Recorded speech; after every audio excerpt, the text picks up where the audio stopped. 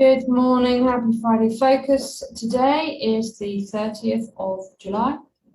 Well, it's not actually, I'm recording this. I had my mum's funeral yesterday, so I'm decided to record this in advance to make sure that everybody got everything that they needed. So I hope you're all having a lovely Friday. I've got no idea what the weather's like, obviously, because I'm not going to have a crystal ball, sadly. So today we're going to talk about 4 signs that your prices are lower than they should be. Underpricing can lead to harder work for less money while your competitors are growing. And just think about that for a minute. If you are charging less than your competitors because you want to be more competitive, then you're going to have to work an awful lot harder and still earn less than them. Not quite right, does it really? So what can we do? These are going to be 4 signs that your prices are lower than they should be. Okay. There are several reasons that businesses can end up underpricing their products or services. To start with, it can happen out of lack of experience and the desire to establish a more substantial presence in the marketplace, should we say, and also fear of losing customers. We've all done it. We've all done it, especially when we're first starting out. We just thought, I don't dare charge that much. How can I possibly charge that much? Well, it can be very detrimental. Okay, so besides not being besides not being a financially sound strategy, underpricing can leave an impression of less professional service to your clients or customers, and it can drive off potential customers as well. So the 4 signs are: 1, your profits are too low. As we all know, this is what I talk about almost all of the time, is profits. It's not necessarily your revenue, it's your profits. That's what matters. That's what goes into your pocket, not your supplier's pockets, but your pockets. So if your business is doing really, really well and there are plenty of customers and the profits are still lagging, that is a sure sign that your prices are not high enough.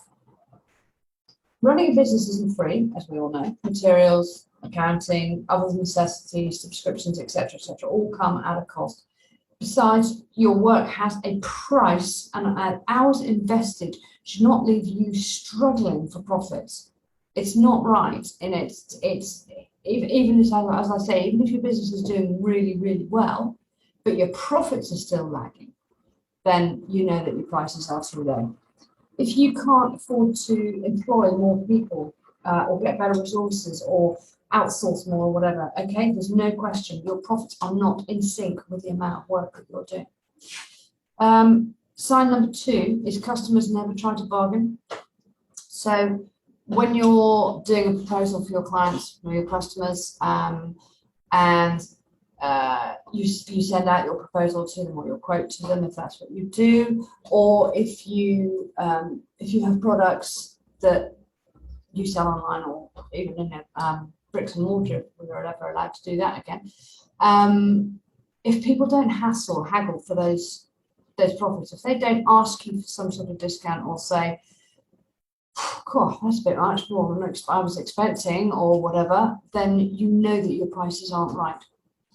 When people do that, you need to make sure that you've got your script ready to be able to say to them, "This is what I'm able to offer you. This is the value that I'm offering. I'm sorry about this extra noise.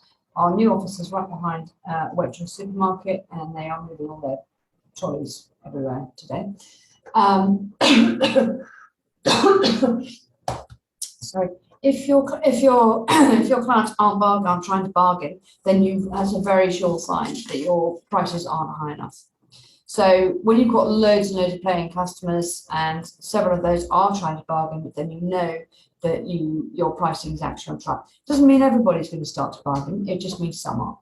So sign number 3 is your sales cannot meet your demand. Now, this is crucial, especially in this online world that we're living in these days. Lower prices will attract more customers, which naturally leads to more work. But when that work becomes more than your business can handle, raising your prices could be the best way to bring matters into balance. And that is absolutely crucial. One of the most important aspects of business is achieving sustainable growth. a large part of what is sorry, I'm losing my train of thought. A large part of which is growing your business capacity along with the customer base. So it's all very well making sure that you've got lots of new customers, but if you can't service those customers, then you're going to lose quite a lot. So proper pricing can be really helpful in that regard. Number 4, sign 4 is competitors are thriving. Being cheaper than your competitors would seem like a really good idea at the time, but if you're overworked and left without the necessary resources to grow your business, that market can really quickly dry up and that can outpace you. Customers often form an opinion about a product through the pricing. Doesn't necessarily mean it needs to be, but that's what a lot do. And they won't always go for the most inexpensive option. In fact, a lot of cases, middle priced offers are the most successful. So if your pricing is below that threshold, your business might start losing customers. So finding the right pricing, how do you do it?